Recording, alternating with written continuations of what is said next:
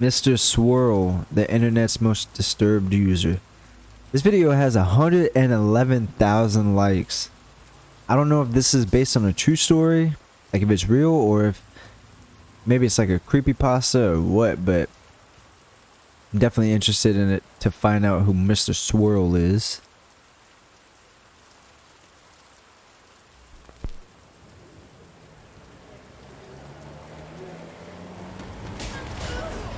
Whoa.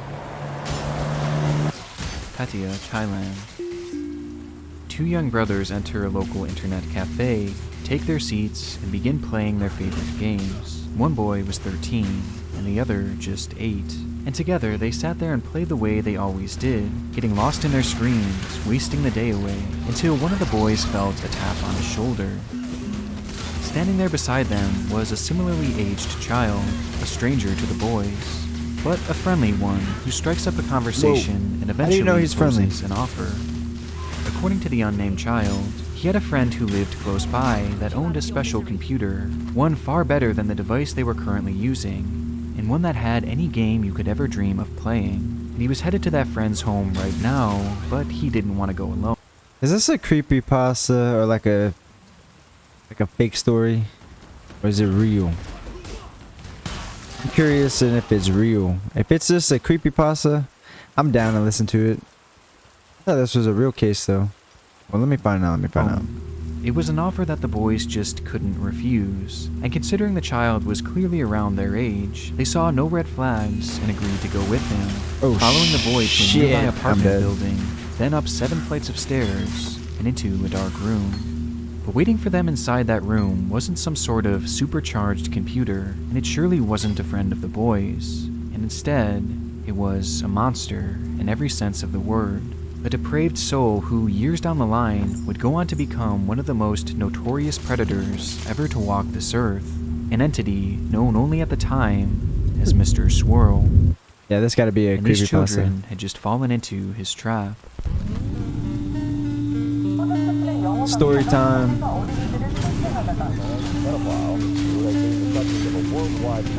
He's now at the heart of a global manhunt. Used of a dozen or more underage computer software to obscure his own face in the picture.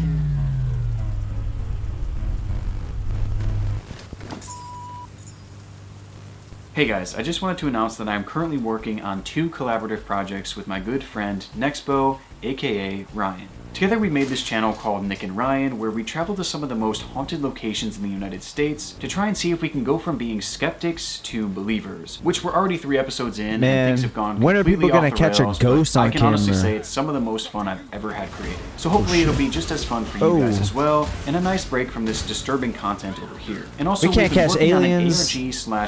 Bro, we can't catch aliens or ghosts on camera. What the fuck? And those are like the 2 most believed things. Like, why do people still believe them if after all this time?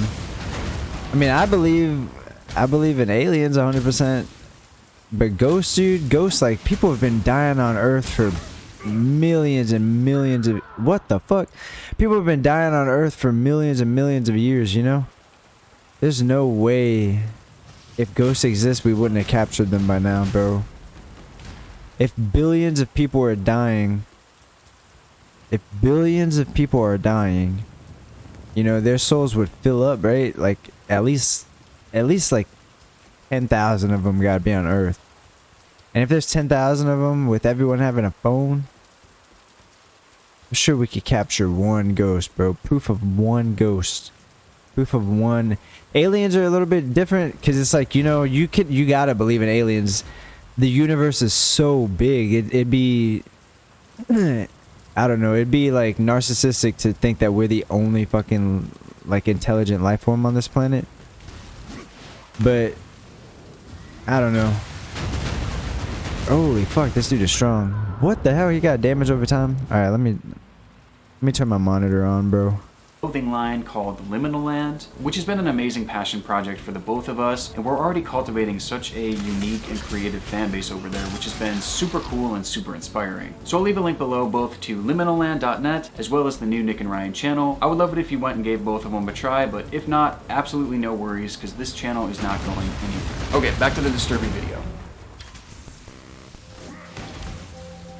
It's unclear if they knew what they were looking for, or if they had just happened upon it by pure chance. But in 2004, German police entered a long-forgotten storage unit, where beneath the piles of junk and old appliances, they'd unearthed a single hard drive. Once plugged into the computer, the device revealed hundreds of images, some showing various locations, breathtaking scenery, delicious meals, and CP. The images showed scenes of depraved abuse being done to individuals who were clearly minors, with this abuse being far worse than you'd ever imagine. And it wasn't just one child either, as across that hard drive seemed to be evidence of multiple separate instances of abuse, including images of 3 young boys taken in a dark apartment building. Wait a second. The discovery. Wait, is this a creepypasta? Because if it was, why would you do this story if you gotta like monetize it, right? If you're gonna like censor yourself. So would that mean it's based on a true story? Since he has to like block it out? Discovery was horrid, though sadly all in a day's work for investigators who encountered things of this nature on a daily basis. And it's a discovery that likely would have never been discussed by the media after that one day, had it not been cops for gotta see one some of this unusual craziest detail. shit. Typically, in cases involving CP, those taking the photographs and performing the actual abuse will almost always go out of their way to ensure that they aren't shown on camera. That way, if authorities should stumble upon it, they would essentially be unidentifiable. However, the dozens of photos found on this particular hard drive were different. Because rather than hiding just out of frame like all the other predators seemed to do, the man behind these images had instead gone out of his way to ensure he was featured within them, shamelessly inserting himself into every single picture, even posing for them, before, during, and after he had changed the lives of these kids forever. And although his entire body was shown in these photographs, the only thing hiding his identity was the addition of a single effect. One that swirled the man's face no into a distorted, birthmarks, pixelated nothing mess, to be able to tell him apart. Completely unrecognizable, No tattoos. leaving his face to look like this. There was something so disturbingly arrogant about it. A man posing with his victims while destroying their lives, hiding behind only a single swirl of color. That's a almost real as photo? if he was taunting any investigators who might eventually find these images. And given the clear indications that this man was obviously a serial abuser, and likely still out there offending, tracking this anonymous figure down became priority 1 for law enforcement in the area. And it's there that he would be given his nickname, Mr. Swirl. And with the Swirl being the only thing standing in the way of investigators getting to see his face, most would have assumed that identifying him would be a walk in the park. However, this was far from the case. As the images began to be dissected, it quickly became apparent that deciphering the sensor was going to be far more difficult than initially thought, and potentially even impossible, as the pixels had been scrambled in such a unique way that there wasn't any known method to unscramble it. And quickly, what should have been their most valuable clue, the one that stood so tantalizingly close, became a lost cause, leaving investigators at their first dead end. Realizing that things were about to get much more difficult, the German police enlisted the help of an agency known as Interpol, an international crime-stopping organization with a special unit dedicated to resolving crimes against children. Interpol immediately began to get to work, attempting to decipher the photos in a different way, this time by using context clues in the pictures to track down where exactly they were taken, which in turn could tell them where this man was from and where the abuse was taking place. But this too unearthed yet another problem. Whoa. The first batch of images was discovered to have come from Cambodia, but the next showed evidence that the man was in Vietnam, and then in Thailand, and potentially even South Korea as well.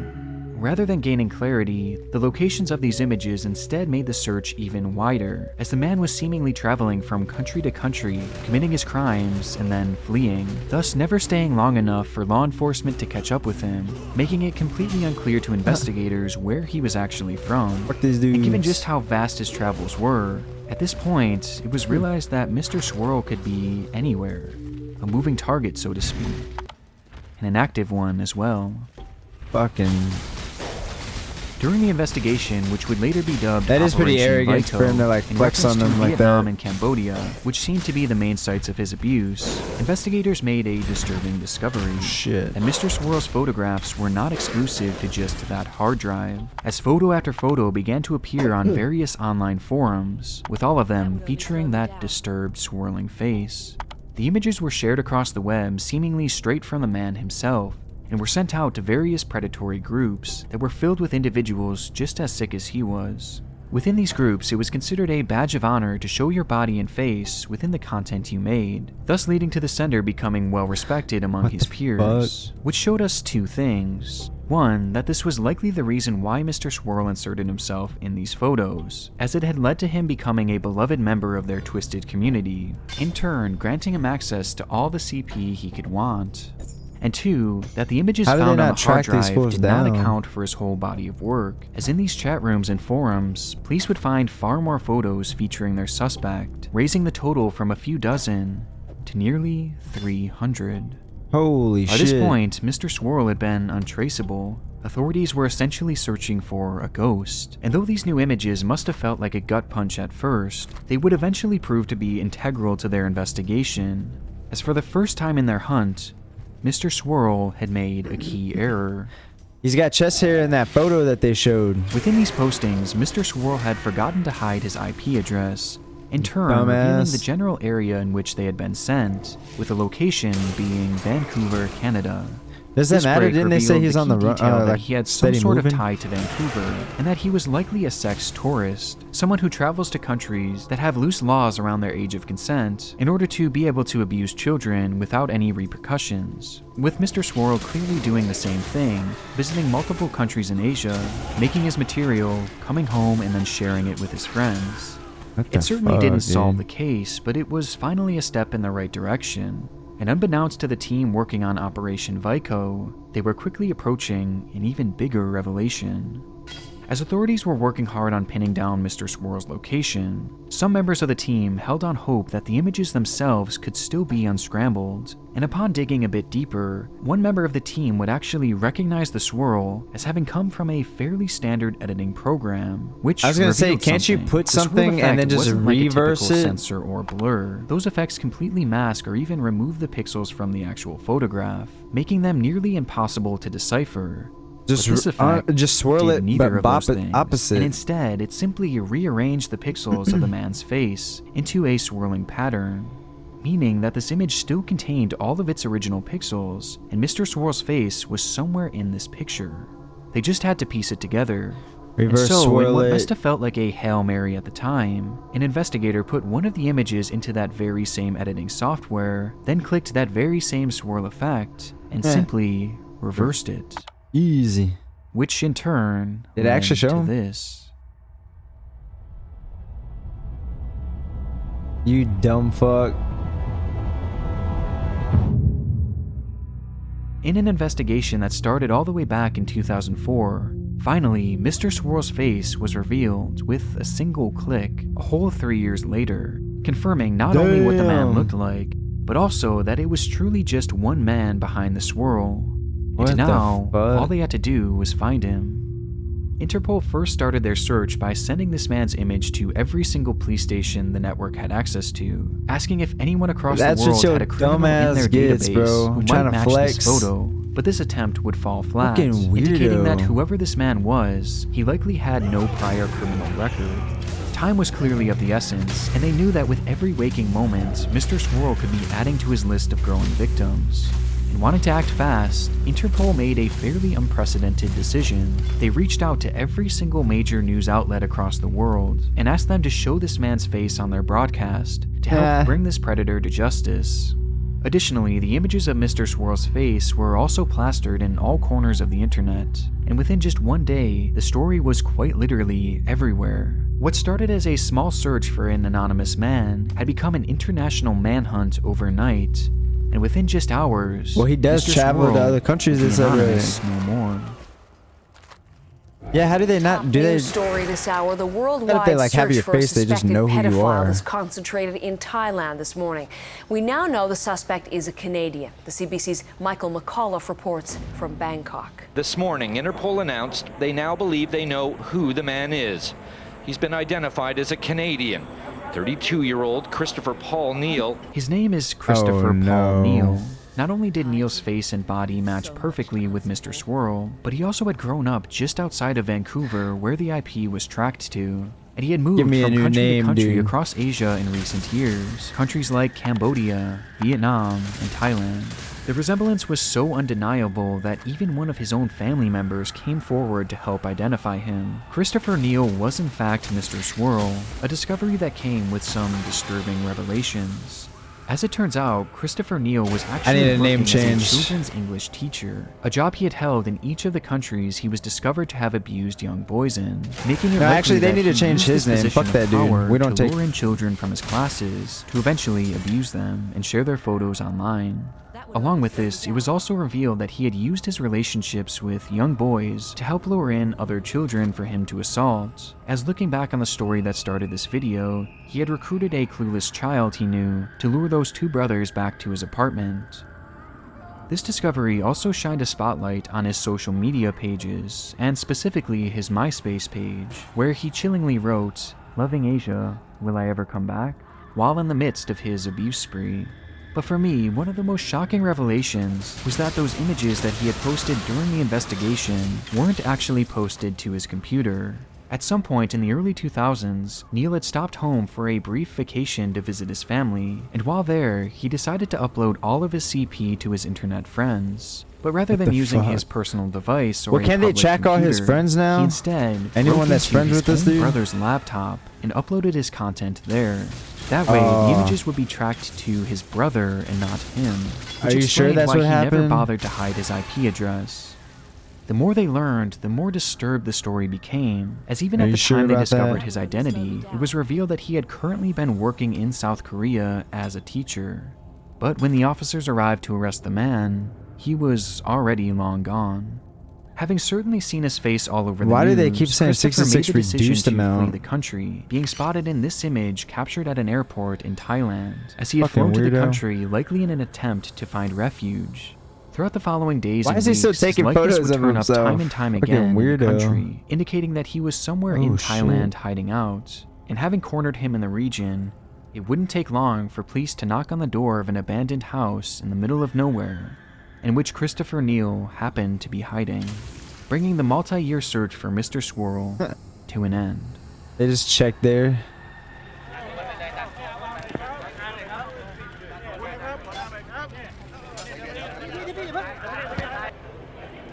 Fucking weirdo, bro. You are internationally known now. Thanks for ruining my name. Following his arrest by Thai police, Neal will be charged for his assault on those 3 young boys from the internet cafe, as it was the only crime they could prove had taken place in their country, and with it carried a prison sentence of 5 years.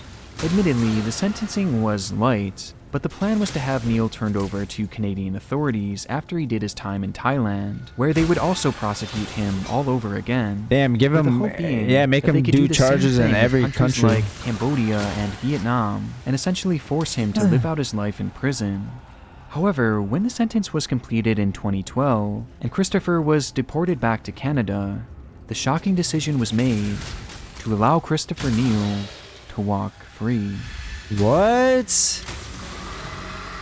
When Neal was detained in Canada, authorities let him walk under the condition that he would never own a device that connected to the internet again, as well as the agreement that he would stay away from parks, schools, and also register as a sex offender. I can't for the life of me understand why this decision was made, Yeah, but he from what I already, could gather, it seemed like- to center around the fact that his crimes were international, and that none of his other victims had actually come forward, meaning the other countries they had hoped would prosecute never actually bothered to pursue it. And because his crimes didn't happen on Canadian soil, not much could really be done, legally speaking. And so in the So, end, like, the hunt the- for Mr. Swirl ended up lasting almost as long as the sentence he served. And even after everything this man did, he was let loose and allowed to assimilate back into society. These other countries just didn't even care, bro. But this isn't where our story ends. Not even a You would full think year he'd later get killed in 2013, prison, though. it would be Those type uncovered of that people are Christopher targeted Neal in had there. somehow managed to purchase a computer and also connected to the internet, a clear violation of his conditions. I mean, And look, though if he claimed does it was another just for fucking writing a victim, book about his life experiences, when investigators seized the device, they would, unsurprisingly, find even more CP, 25 images to be exact, including 2 with his signature swirling face. so he was As it still turns doing out, it. Christopher had been using the device to contact his fellow pedophile friends, where he would even message one of his disturbed friends right after his release, saying, "Swirl liveth Phil," proving without a shadow of a doubt that he What was the remorseless fuck is about his wrong crime with this and dude? took pride in his new nickname. And somehow, the discovery got even worse from there, as it was revealed that a friend of his had shown him how to access the deep web, and how to share these photographs in practically an untraceable way. This dude was just thus sharing it on allowing the him regular to ass continue being internet. active in these predatory groups, no matter what restrictions were placed on him. What the hell? Oh, that looked After like a Canadian blade, police bro. made this discovery, Christopher foot. would yet again be arrested, and this time they had the chance to really send a message and put him away forever, as clearly letting him walk away the first time was a mistake, as he wasn't reformed even in the slightest. And so, to make up for this, the judge would give Christopher Neal the whopping sentence of just 5.5 years, with time What the served, fuck is meaning wrong that with he would the only end up in justice jail system? for a little over 14 months. It's like they The want prosecution him to praised the continue. sentence as a win, and Christopher vowed to change his ways, but it just doesn't He sit said right. that the first as of time. 2016, Mr. Swirl, the man responsible for dozens and dozens of instances of extreme child abuse, which by the way are just the ones that we know of, is a free man, now living a normal life in Vancouver. And worst of all, he now Everybody has knows access what he to looks share like, this though. material through untraceable avenues, meaning that there is a good chance that he could still be out there obtaining, sharing, and who knows, And acting. maybe even producing his content. The case of Mr. Swirl is such a frustrating one. For once, a case of this nature gained worldwide attention and was pursued by the And full he extent of the still law, walks. with the folks over at Interpol doing a fantastic job with the case, only for it all to be deflated once he was finally captured. Just knowing that he's out there living a normal life after all this, after all the lives that he's forever affected, makes this one of the most disheartening cases we've covered to date. That's fucking weird, bro. How do you get away with that shit? That makes no sense. And how does he go to prison and everybody that knows what he did? Because again, it gained like... What the fuck? It literally gained international news, you know? International headlines, and that fool was everywhere. There's no way he didn't... I mean, they probably kept him in some kind of protective service or something, but... Fuck that, bro. Why didn't the cops, like, take him the wrong direction by accident where other prisoners were by accident or coincidentally? And then whenever they actually sentence him, how is it only 5 years? Are all his charges just so minuscule? I can understand maybe the first time whenever they said, oh, it's other countries and they're not doing anything about it. But even then, it's like, well, can you charge in our country for something that they did in another country? I feel like you should be able to if it's something like that, dude. It's not like going to another country and then stealing an apple or fucking running a red light, you know? Like, I don't know. That's so strange. 5 years, huh? After all that, like you said, all those fucking people's lives that he changed. And he fucking recorded it, so it's on the internet forever. All these weirdos have it forever, bro. And it can even be people that they know. What if it was people in the local areas? What if he's doing that to people in the local area, just not filming it? That's fucking stupid, bro. The justice system needs a real good looking at. I'm pretty sure, aren't those like the worst type of people in the entire galaxy? Like, isn't it universally known to fuck those people over as hard as you can? Why would you give him 5 years when you have all this evidence and he led you on a fucking nationwide chase, bro?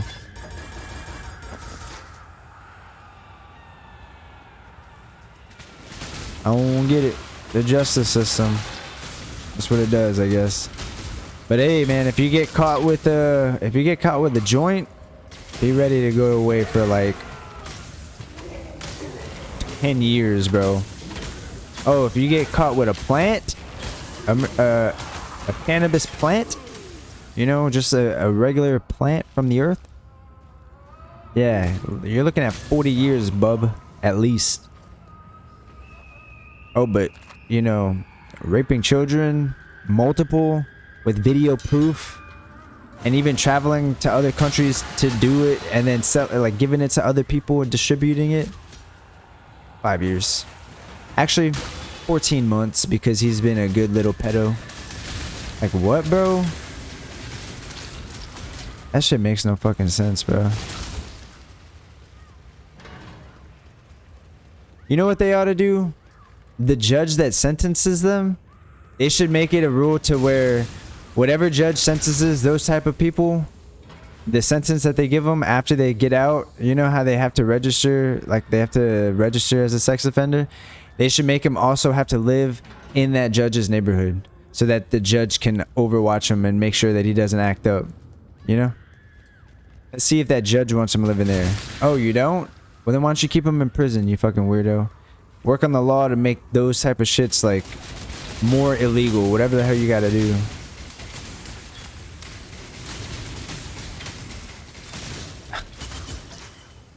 That's crazy, bro. You can get so much more trouble for weed. Fucking, they need to chill out with that weed shit, bro. Make it legal everywhere already, dude. There's so many more uses than just a nice high, bro. There's so many more uses.